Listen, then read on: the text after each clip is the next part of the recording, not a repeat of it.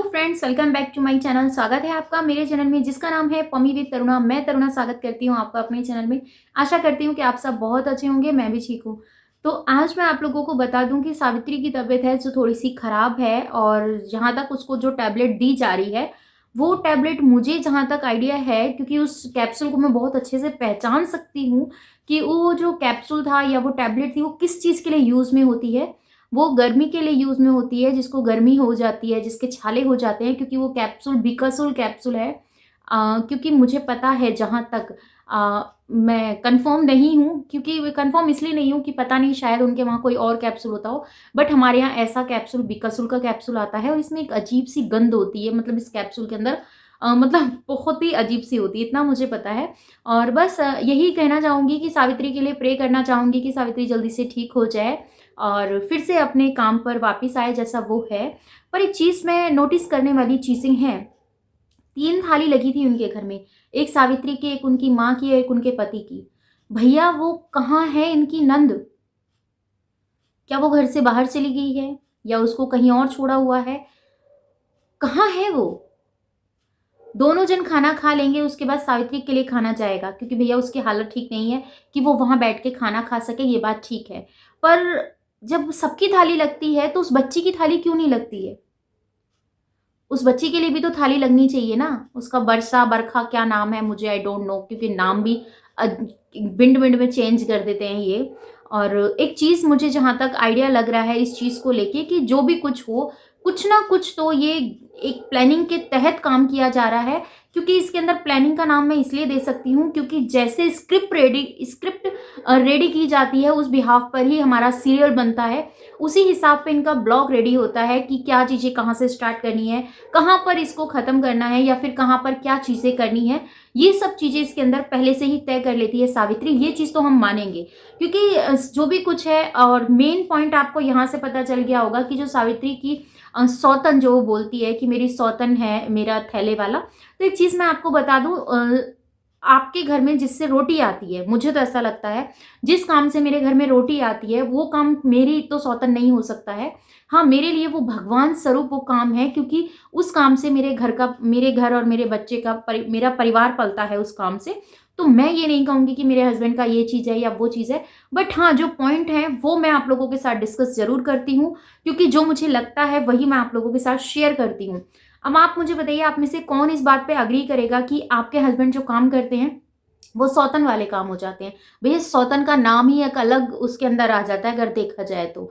ठीक है। और रही बात सौतन की, चलो आप उस चीज को क्लियर आपने कर दिया है कि आपकी तो मतलब थैला इनका सौतन है, ये चीजें आपने बोल के ये चीजें क्लियर कर दी हैं। पर कहीं ना कहीं आप ये चीजें क्लियर करना भूल गए अपनी ऑडियंस को, क्योंकि जिस चीज के लिए आपकी ऑडियंस आपसे ये बात पूछ रही थी कि सावित्री हमें एक चीज ये चीज क्लियर करके बताइए कि आप, क्योंकि दिन रात आपके कमेंट्स आते हैं, आपने कुछ चंद ही सामान खरीदे हैं, अच्छी बात है। बट अगर आप उस रोटी बनाने वाले तवे को भी ले लेते तो शायद वो ठीक रहता, क्योंकि उस तवे की हालत तुमने खुद ने दिखाई है कि कितनी ज्यादा खराब है। और ऐसे में हम कितना भी उसको क्लीन कर लें वो होने वाला नहीं होता है। उसके अंदर कुछ ना कुछ जम्स रह जाते हैं जो कि फिर हमें बीमारी के तौर पर काम करते हैं। शायद कि इतने पुराने बर्तन हैं और अच्छे से क्लीन नहीं होते। अभी भी न्यू जो कुकर आया है वो भी ठीक से क्लीन नहीं था, ये भी आपने देखा होगा। मतलब उसकी भी हालत कुछ टाइम बाद ऐसी होने वाली है। जब देखो, मानते हैं कि अगर कोई भी करता है, अब उनकी जो सासू माँ है थोड़ी बुजुर्ग हैं, तो उनसे ये सब काम नहीं होता है, ये बात तो मानने वाली बात है, क्योंकि नहीं हो पाता है। अब एक अपनी चिंता, अपनी परेशानी, या फिर अपना शरीर देखें या फिर और सब चीज़ों को देखें। और कहीं ना कहीं इनके जो हस्बैंड हैं उसकी एक्टिविटी कुछ अलग ही लेवल की दिखाई देती है। कभी इनका कुछ ही मतलब चेंज हो जाता है, कभी ये भैया अपने फिटनेस पे आ जाते हैं, कभी अपनी बॉडी बनाने लग जाते हैं, कभी ये बिल्कुल मतलब अल्लड़ वाले टाइप के वो डांस हो जाते हैं। देखो डांस का कोई वो नहीं है, पर एंटरटेनमेंट कर देते हैं ये मैं कहूँगी एंटरटेनमेंट कर देते हैं। क्योंकि इस तरीके का डांस तो अगर छोटे से बच्चे को भी करे ना तो भी बहुत बेहतरीन कर देगा वो। पर इनके इस डांस से इनकी फैमिली हंसी, तो इन्हें ऐसा लगा कि शायद इसको यूट्यूब पे अपलोड कर देना चाहिए। तो बाकी तो इनकी अपनी सबकी समझ है कि ये क्या कहना चाहते हैं। बट मेरा एक ही पॉइंट है कि जो भी चीज़ें हैं अगर वो जेन्युइन हो तो कोई सवाल नहीं उठाएगा, किसी का भी मतलब नहीं बनता है कि कोई इस तरीके से सवाल उठाए या फिर आपके ऊपर जिरहबाजी करे। ठीक है। और मेन पॉइंट मैं आप लोगों के साथ ही क्लियर कर देती हूँ, जो भी कुछ है, जैसा भी है, सब आप लोगों के सामने हो रहा है। और बस आप सबसे ब्लेसिंग दीजिएगा सावित्री को कि वो जल्दी से ठीक हो जाए। आई थिंक कि पूरे जब व्लॉग स्टार्ट हुआ था तब उसकी तबीयत थोड़ी मतलब डाउन चल रही थी। एंड होते-होते उसकी तबीयत थोड़ी ठीक हो गई है, क्योंकि ये सब चीज़ें सावित्री अपने हस्बैंड को एक देवता वाला दर्जा देना चाहती है। तो देखिए, आपकी जो लाइफ है ना और आपके जो पार्टनर हैं, अभी आपको समझ में नहीं आएगा। कुछ टाइम दीजिए, फिर उसके बाद आपको सब कुछ समझ में आएगा। ये मैं अपने एक एक्सपीरियंस के साथ बता रही हूँ, क्योंकि मुझे मेरी शादी को 16 साल हो गए, 16-17 साल हो गए। तो मुझे पता है किस तरीके से क्या-क्या चीज़ें सामने आती हैं, क्योंकि मैंने अपने आस-पास भी ऐसी उन चीज़ों को देखा है। पहले तो देवता बनते हैं, पहले इतने अच्छे से ट्रीट करते हैं कि मानो वही सब कुछ है। फिर उनके बाद उन्हें पता चलता है कि इसको हमारी हैबिट हो गई है, तो वो ऊपर से ऐसे नीचे लाके गिराते हैं कि ना तो वो ज़मीन का रहता है, ना आसमान का रहता है। तो बहुत ज़्यादा वो परेशानी फेस करनी पड़ती है। इसीलिए इतना किसी को देवता ना बनाओ कि फिर बाद में प्रॉब्लम फेस करनी पड़े।